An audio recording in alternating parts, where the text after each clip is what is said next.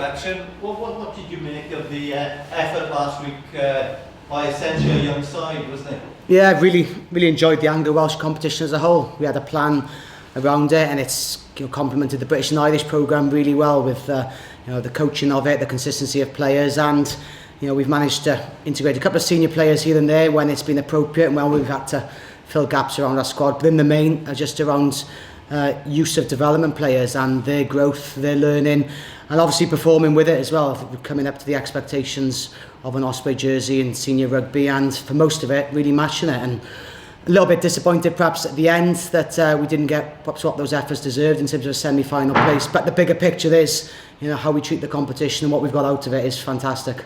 Which young players, Gruff, sort of came to the fore a bit in this competition, particularly over the last fortnight then?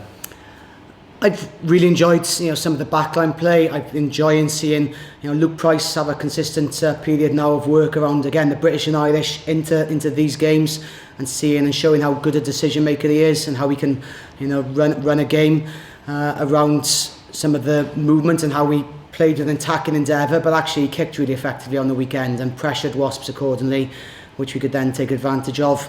With the speed we got on the pitch, with people like Jay Baker, I think has had a really important period of work. Had a good summer with us, but then got beset by injuries, but is starting to find his feet around the professional game and how it works, and the speed with which you've got to work day in, day out, but then apply that within the game, and the pressure on the contact of the game was new to him. But it's huge learning for someone I've got big hopes for this summer and into next year. And likewise, I think Joe Thomas has been with us a while, but I think he's really finding his feet around the senior group now. He's got a pace and the dynamism, that really suits what we're trying to put on the field, and he's finding a voice in the group as well. So he's starting to grow and mature, which has been fantastic to see. And as I said, we've seen him for a fair while, but seeing him over the last couple of months really has been a joy to behold.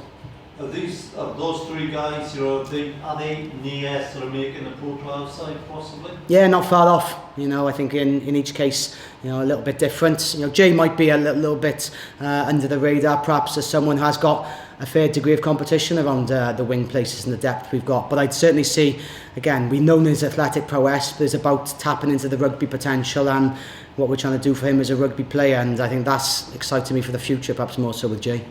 With Luke, Josh was carrying a bump a few weeks ago. Might we see Luke this weekend? Yeah, it's a distinct possibility. Josh is still around his rehab work, so Luke is doing the majority of our trainings there. And as I said, it's a spin-off of how consistent we've worked around each and every competition we've played, that he looks comfortable. We've got trust and faith in what he does, and the team will just fill in and around that position.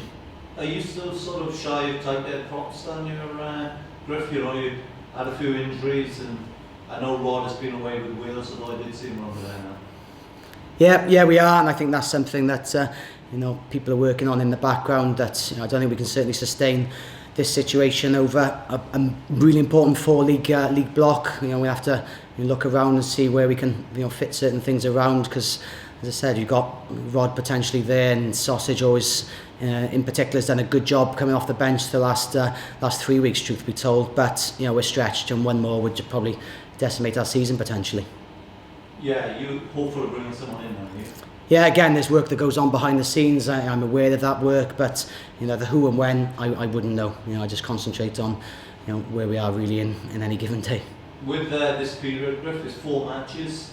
It's a critical sort of TO season, isn't it? Tyler was just saying.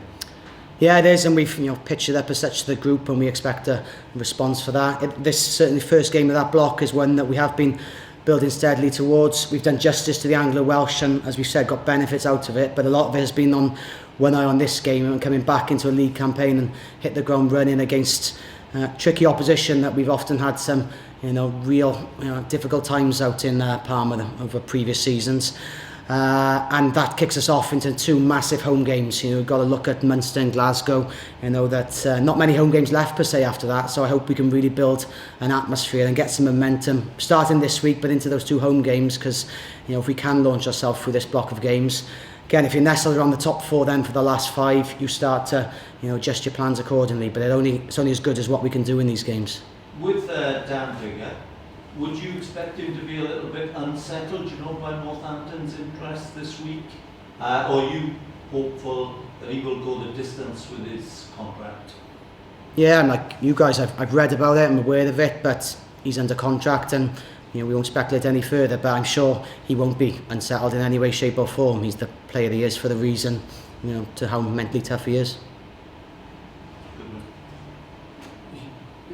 Bigger Sam Davis, it's a battle that we've seen with the Ospreys. They bring the best out of each other, I suppose, bring the best out of each other for Wales. How impressed were you with both of them on the weekend against Italy? I didn't see it in enough depth to comment, if I'm brutally honest. I've seen highlights packages of various games from the weekend, but we were playing and warming up at the same time, so I wouldn't know I've seen the narrative of the game per se, but I think from what I hear from people I know that both players have done themselves justice. Yeah, bigger Davis came on, played particularly well, created quite a lot. No surprise to you, I guess, to see him perform at the highest level. What was his first Six Nations match? Yeah, definitely, and I think if you've got a side that's got a bit of momentum around the ball carrying game and there's threats around him, he will flourish. But likewise, so will Dan Bigger, and perhaps that game was different tactically in the first 20. Again, I don't know 100%, but I think he probably managed it to what the conditions dictated, and as did Sam at the time.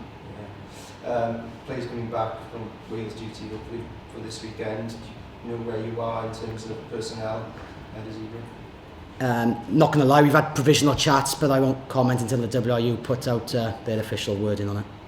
And in terms of injuries, anyone coming back into the mix this weekend? Not absolutely. We've picked up a few bangs from the weekend, so again we're perhaps a little bit stretched with people like Scotty Otten, Rob McCusker, there's a couple of others, and we're still in a bit of a medical wrap because of the tight turnaround. But we've spoke for a while about strength in depth. It gets tested. We won't bleat about it. We'll get excited about who's out on the park this weekend, and I think there'll be a good mix of players coming in with something to prove and proven players in the league campaign pitching up and doing their job Friday night.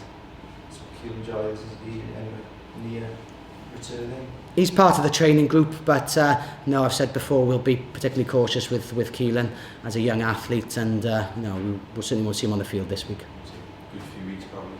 Yeah, more than likely. Yeah.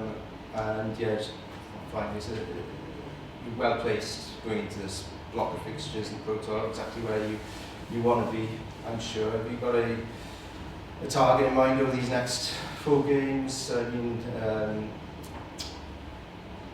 this is one you might be expected to win, but you've had problems in the past, so it's not a gimme, I suppose. No, I mean, we approached it in the right manner last year and did come away with a 5-pointer, but I think we've had other games where we've lost out there and we've come up with 1-point victories there. A lot of it's around our mindset for this game and then the next game. We haven't set any targets around where we want to be. We just always feel if you're nestled around the top 4 when the Six Nations campaign finishes, you've got something to go for. We were a semi-final side a couple of years ago because we nestled in and around that area. But we've just got to make sure, as we said to Mark earlier, pick up some points around these games is key.